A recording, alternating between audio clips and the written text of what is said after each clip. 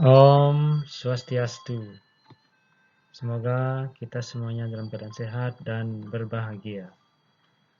Selamat kita bertemu kembali dalam pembelajaran jarak jauh Pendidikan Agama Hindu dan Budi Pekerti kelas 12 semester 1 bersama saya, Edi Pasha Artana.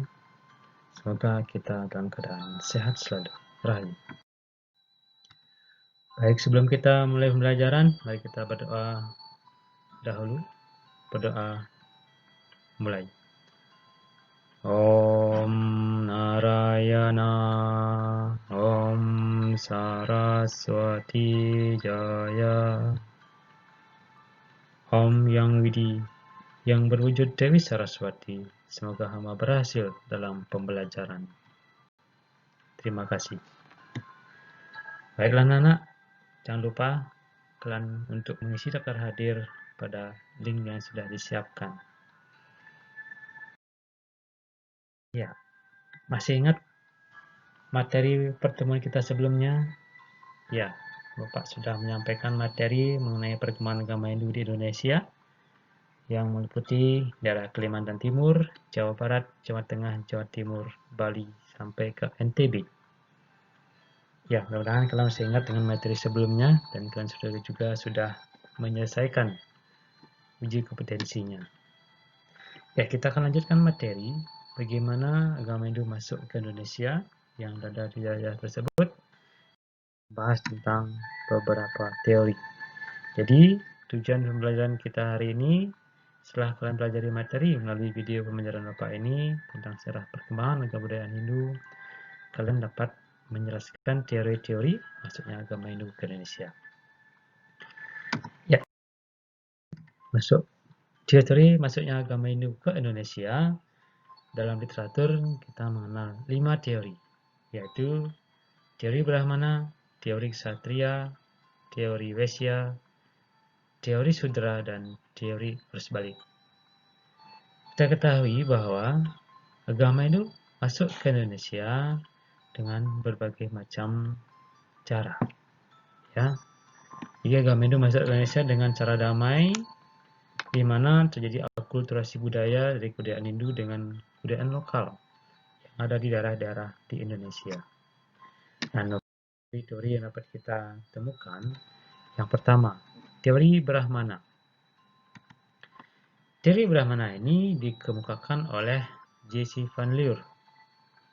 Karena Van Lier ini mengemukakan bahwa kebudayaan Hindu ada ke Indonesia dibawa oleh para Brahmana, yang mana mendapat undangan dari kepala suku yang ada di Indonesia agar mereka dapat mengesahkan, melegitimasi atau investitur kekuasaan mereka sebagai kepala suku yang ada di Indonesia, sehingga setaraf dengan raja-raja yang ada di India. Nah, begitu besarnya kerajaan-kerajaan yang ada di India, mereka ingin hal yang sama di Indonesia.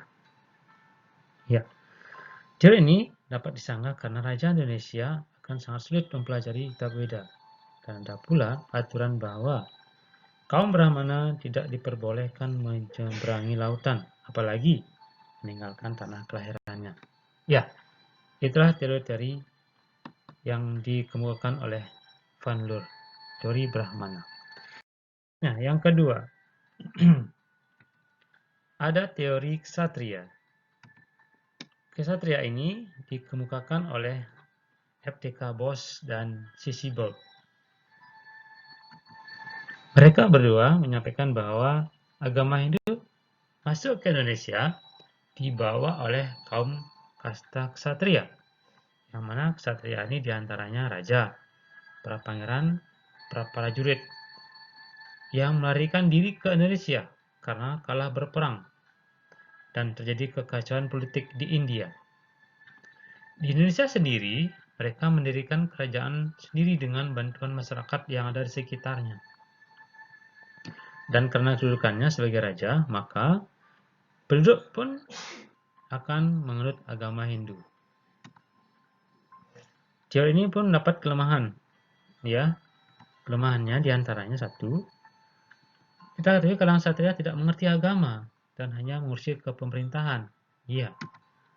Yang kedua, adanya ketidakmungkinan seorang pelarian mendapat kepercayaan dan kedudukan mulia sebagai raja.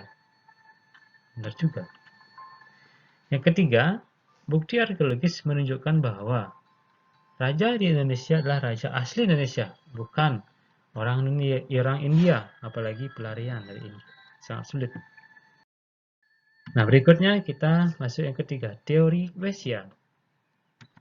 Teori Wesya ini dikemukakan oleh N.G. Krum.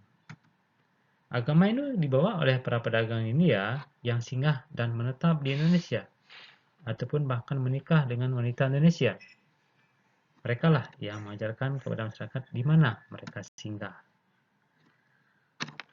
Lagi-lagi teori Wesya ini mendapat bantahan, di mana hanyalah para Brahmana yang mampu dan bebas mengetahui isi dari kitab suci agama Hindu, yaitu Weda.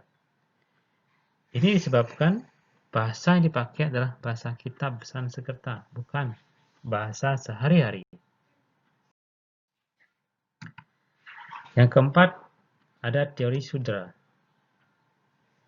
Teori Sudra ini dikemukakan oleh Van Weber. Teori Sudra berisi bahwa agama Hindu dibawa oleh para Brahma, para orang-orang buangan yang berkasta Sudra, merupakan tawanan perang, yang dibuang dari India dibawa ke Nusantara.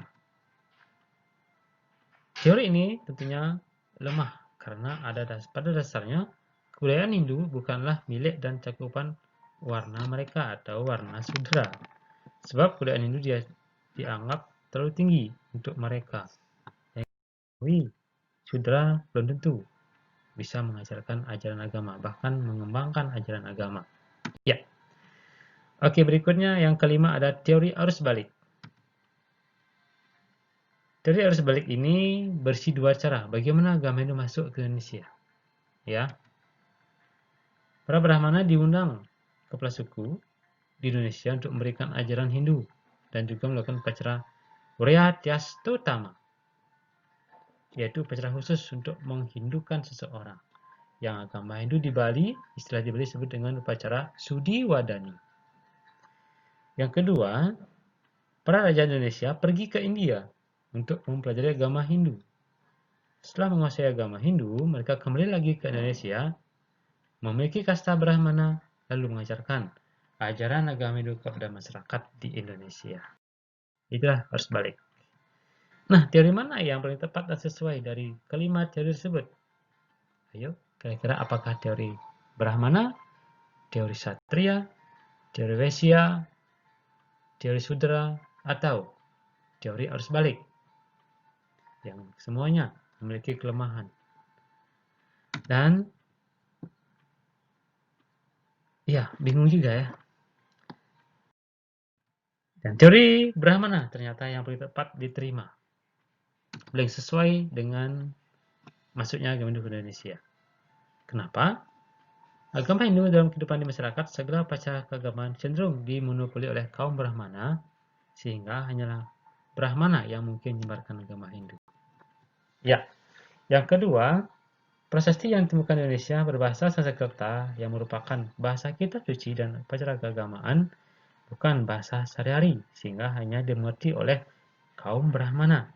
Ya, memang lebih tepat.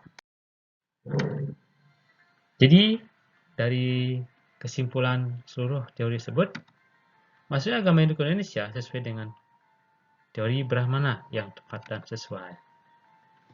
Bahwa yang paling banyak tahu tentang urusan agama adalah golongan warna Brahmana. Warna Brahmana dalam tata kehidupan masyarakat Hindu disebut sebagai kelompok masyarakat yang ahli di bidang keagamaan. Sedangkan teori-teori yang lainnya masing-masing memiliki kelemahan tertentu dan kurang sesuai dengan situasi dan kondisi daerah yang dituju, serta sifat-sifat Hindu itu sendiri. Nah, jadi yang sesuai adalah teori. Sekian dari pemaparan Bapak singkat hari ini. Untuk berikutnya, kita mengerjakan uji kompetensi pada pertemuan keempat.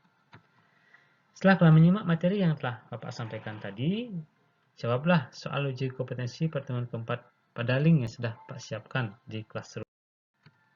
Selamat mengerjakan, semoga kompetensi yang diharapkan dapat tercapai. Untuk mengakhiri pembelajaran, mari kita berdoa. Om Dewa Suksma Parama Cintya Namah Swaha Sarwa Karya Prasidantam. Om Shanti Shanti Shanti. Om